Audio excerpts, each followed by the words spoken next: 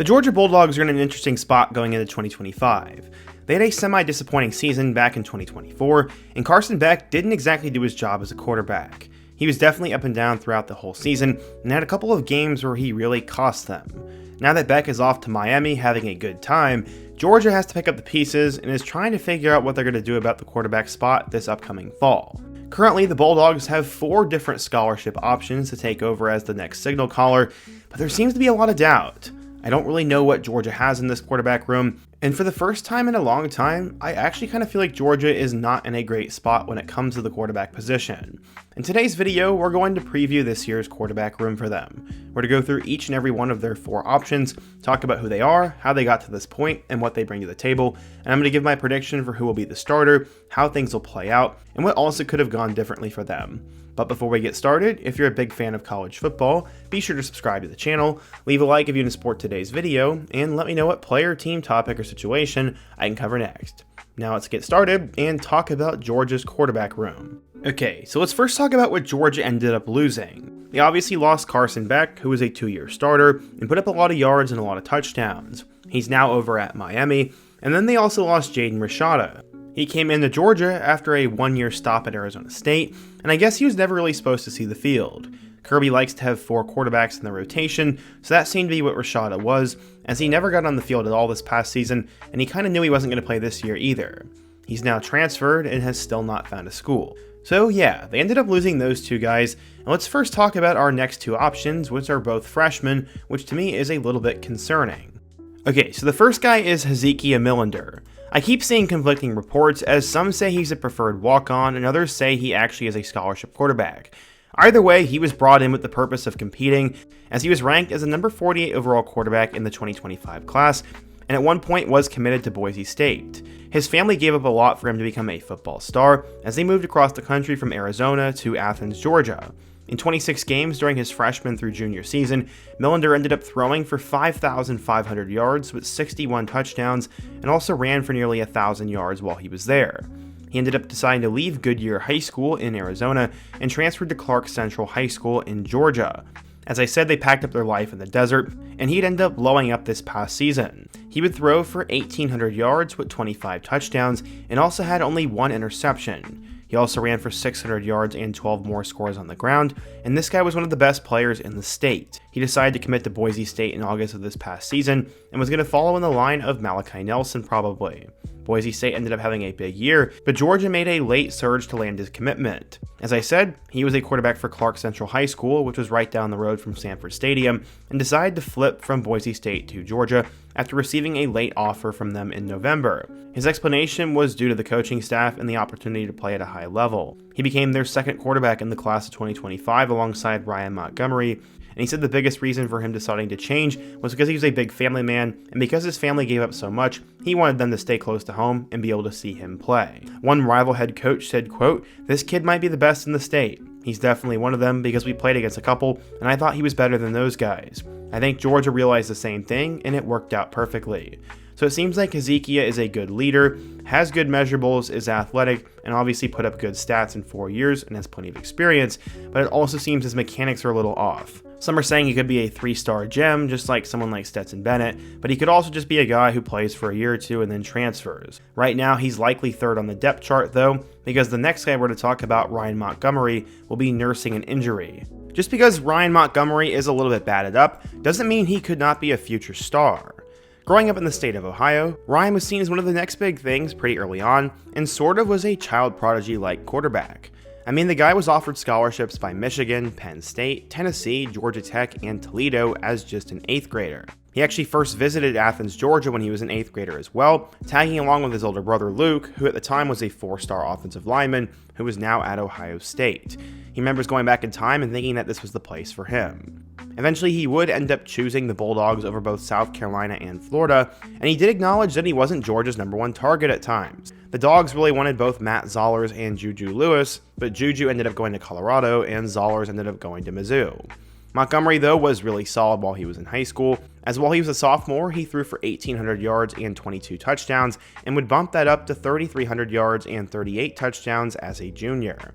Montgomery had pretty big shoes to fill, as he ended up going to Findlay High School in Ohio, which is the same place where a little-known recruit by the name of Ben Roethlisberger went. He was a guy who went under the radar, who went to Miami of Ohio, and ultimately will be a Hall of Famer. So yeah, Montgomery ended up having pretty high expectations and shoes to fill, and he would eventually break Ben Roethlisberger's single-game record by throwing for 491 yards and 6 touchdowns in a game. Sadly, though, it was not all sunshine and rainbows, as he would tear his ACL early on during his senior season. He said he ultimately stuck with Georgia because it was a decision that did not involve NIL and was purely football. He said, quote, "Georgia is the standard in college football right now, and their development is second to none. For me, it's strictly football." Okay, so the last time a Midwest quarterback had signed with Georgia was when Logan Gray, a player from Columbia, Missouri, ended up signing there back in 2007, so this is a pretty big deal for Kirby Smart and his staff. Montgomery said he plans to be there for the long haul, as Carson Beck waited his turn to play in Athens, and now it looks like Gunnar Stockton will do the same, he said. Montgomery sees Beck as a great example of how biding your time can pay off, and he is not afraid of following a similar path. Montgomery said, quote, "I'm in for the long haul. Growing up, I always wanted to win, and I hated losing more than I love winning." Okay, so there's not much more to say about him, as he's been a productive player for quite some time, has a good head on his shoulders, and I think has the right mindset. But according to 24/7 Sports, Montgomery was the number 14 quarterback and the 180th best player in the class of 2025, while also gaining a 4-star status. Georgia fans are excited to see what he can do, but he will be rehabbing this year, and he's likely going to be 5th on the depth chart behind a couple of other walk-ons and then Millender. Montgomery's someone to watch out for in the future, and I'm definitely excited to see how he develops. Okay, so the two guys who are really in the hunt for the starting job are going to be Gunnar Stockton and Ryan Puglisi, and Puglisi is definitely behind, but is in the running. Growing up on the East Coast, he ended up coming out of the Connecticut area, which has produced recent quarterbacks such as Tyler Van Dyke and Will Levis. He eventually arrived at Lawrence Academy, which apparently D1 recruiters absolutely love, but Ryan didn't have the same advantages as other quarterbacks did. His coach said, quote, "He hasn't been quarterback royalty since birth like some other quarterbacks get, but his talent is probably better than most of those guys, at least physically, and he's an extremely humble kid who knows he's very good, but he has a lot to develop. He wants to play the best environment for him." He ended up receiving his first offer from Boston College after his freshman year, and his list grew to nearly 20 offers, including Michigan State, Purdue, Alabama, and then eventually Georgia. He then transferred to Avon Farms High School instead of Lawrence Academy, and he was seen as a two-sport prodigy, as he was a stud at both football and baseball, and was going to be able to play at a high level at both. Ultimately, he stuck with football, though, and chose the Georgia Bulldogs over Alabama, Ole Miss, Boston College, and Michigan State. Coach Todd Monken came to school at Avon and watched him throw on his field, and right after that, he called him, got him down on the visit, and eventually he was offered. Puglisi ended up committing to Georgia, as I said, but at the time, he would not be the only quarterback there. Eventually, 5-star quarterback Dylan Raiola would commit to Georgia, and some thought Puglisi's future in the red and black was in question. Ryan, though, never doubted it and had faith, as he said, quote, "I'm a Georgia Bulldog." I guess he sort of read the tea leaves and saw that Raiola was sort of a basket case, and he ended up flipping a couple more times before he settled on Nebraska. So yeah, Ryan weathered the storm and ultimately was the quarterback in the class of 2024 for them. Why Georgia? He said, quote, "I would say the culture as a whole. I feel like there's excellence around everywhere, whether it's academics and athletics. When I stepped on the campus the first time, you could just feel it." While at Avon Old Farms, he was named the Gatorade Player of the Year, as he threw for 1,800 yards and 14 touchdowns, and also ran for 361 more yards. Honestly, it's not the craziest stat line in the world, but combining that with his physical talent, this made him a really good prospect, but there was one concern. He didn't play against many FBS or Power 5 prospects. His ranking didn't really reflect that, though, as he ultimately was the number 10 quarterback, a 4-star recruit, and the 143rd overall player in the class of 2024, according to 24/7 Sports. He would arrive at Georgia as a freshman in 2024, but would not play due to an injury, but eventually, as the college football playoff progressed, he was apparently named the backup after he did beat out Jaden Rashada and climbed up the depth chart. Okay, so what's the scouts' take on him?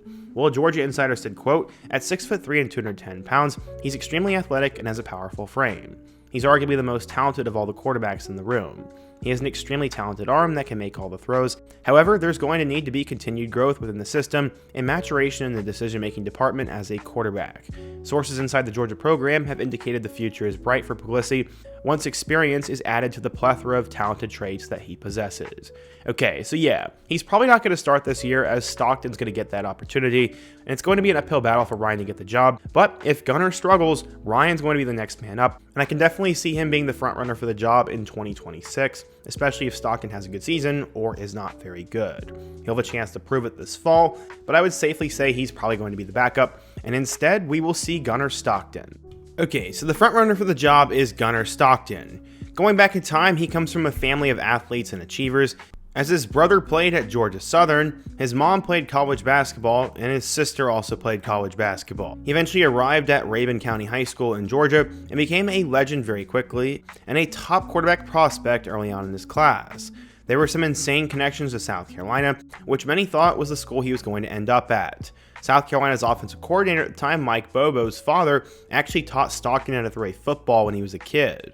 Stockton also calls Connor Shaw one of his good friends, who's now at South Carolina, and he played high school football with Connor Shaw's brother. Yeah, there are some connections there. As a junior, Stockton blew up nationally, as he ended up throwing for 3,100 yards, 45 touchdowns, and just 4 picks, and also ended up running for 1,600 yards and 26 touchdowns. Those were video game-like numbers, and he decided to take his commitment to South Carolina, and at the time he was considered a 5-star. But then everything would blow up, as Will Muschamp was fired in November of 2020, the staff was dismantled, and he reopened his recruitment. It seemed to come down to both Auburn and Georgia, and eventually Kirby Smart and the staff won over. His grandmother also wanted him to go there, as she said, quote, "I'm a dog and would like nothing more than to see him wear red and black, but I support him in whatever he does." He ended up making his grandmother proud, and Kirby Smart got his guy. Yes, the reality of college football was on Stockton's mind when he made the decision, as there were a lot of big names currently on that roster, and Brock Vandagriff was about to arrive there, but with how college football rosters work and how much turnover there is at the quarterback spot, he didn't really factor that in and decided to be patient. He thought Georgia was the best school for him, and he was really a legend in the area. In total, he had 13,562 passing yards and 177 touchdowns, and he ran for 4,400 yards and 77 scores as well. He was truly one of the best quarterbacks in Georgia high school football history, so of course they're going to be excited to see him play. By the end of it, his ranking fell down to being a 4-star recruit, the number 7 quarterback, and the 110th overall player in the class of 2022, and I really don't know why his ranking fell, but it did.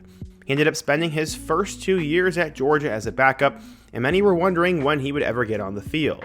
I mean, personally, there was sort of a logjam there, as Stetson Bennett used that extra year, which ended up holding up Carson Beck and Brock Vandagriff, and in turn Stockton.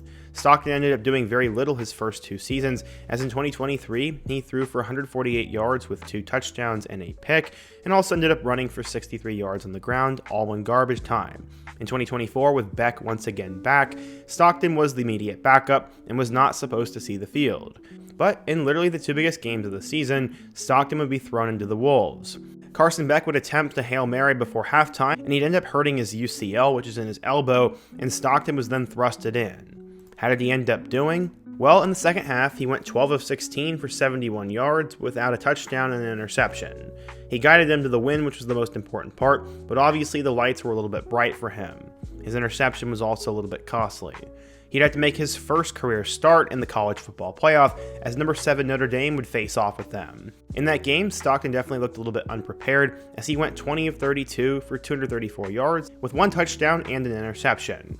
Some will say he wasn't that bad for his first start, but in my opinion, he definitely looked uncomfortable and will need a lot of work in the offseason, but that was probably a tremendous way to get his feet wet. So yeah, in total, Stockton has not done a whole lot, which is why the national media outlets predict him to be in the bottom half of SEC starting quarterbacks this season. I mean, preseason rankings are completely worthless anyways, but most people have him in that 10 to 12 range. I mean, to be fair, there's not really a huge reason to rank him that high, as that'd be purely ranking him based on potential and not on actual production so far, but I do think Stockton will win the starting job and will have a good year. Do I think he'll be as good as Carson Beck right away? Probably not, but I do think he'll get valuable experience, will lead Georgia back to the playoff, and will show immense future. One thing I'm super excited to watch about Stockton is that he can use his legs really well, and he's also been waiting his turn. I love when players stay put at one school and wait for their time to come, so I'll be rooting for Gunnar Stockton this fall. To do a quick summary of this quarterback room, I am a little bit concerned, as there's not a whole lot of experience here. Yes, you don't necessarily always need that, but Stockton's only started 1 game. Puglisi is young and coming off an injury, then you have a true freshman who's injured, and another true freshman who is a low-ranking recruit. It's not to say anything bad about any of those guys, but Kirby Smart has been able to do tremendous things at the quarterback spot, so I'm a little bit surprised they didn't end up getting a big name in the portal. Obviously, he knows what he's doing, though, and we'll have to wait and see what happens, but what do you guys think? If you're a Georgia fan, what do you think of each and every one of these options, and how do you think the quarterback spot will play out? And also, if you're a fan of another school, let me know which quarterback room I should cover next, as I really want to do more of these. And before you go, don't forget to also leave a like, subscribe if you're new, and check out one of the videos on the end screen. I hope to see you guys again soon, but until next time, peace.